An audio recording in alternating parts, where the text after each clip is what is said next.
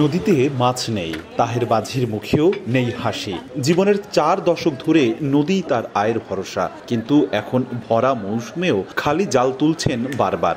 তার মতো পটুয়াখালীর হাজারো জেলে এখন একই দুর্দশায়। আজ দীর্ঘ 40 বছর ধরে জাল পাই, বুঝলেন, মাছগুলা তেমন পাইতেছি না।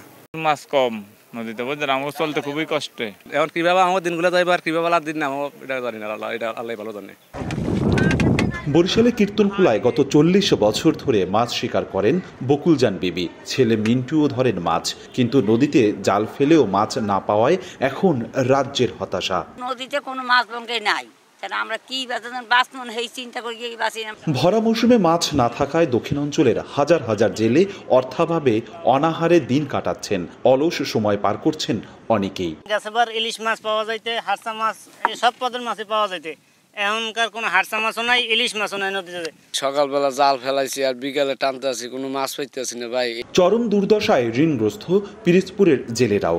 নদীতে নামছেন কিন্তু ফিরছেন খালি হাতে। ট্রলিং এর কারণে আর আমাদের ঘর গাঙের ভেসনা ইয়া পাইতে এমনই করে যে ডিমগুলি সব নিবাদ করে দেয়। আর এই ট্রলিং এ এককালে গুড়া মাছটা পর্যন্ত আসে, যে মাছ খাওয়ার উপযোগী।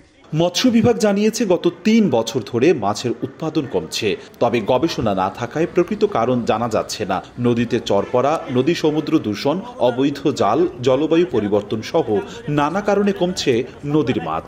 আমরা যদি কারণটা জানতে পারি তাহলে সেক্ষেত্রে আমরা কিন্তু সে ব্যাপারে সরকার যেভাবে পদক্ষেপ নিতে বলবে, আমরা যদি পদক্ষেপ নিই অবশ্যই মাছের উৎপাদন অবশ্যই বাড়বে।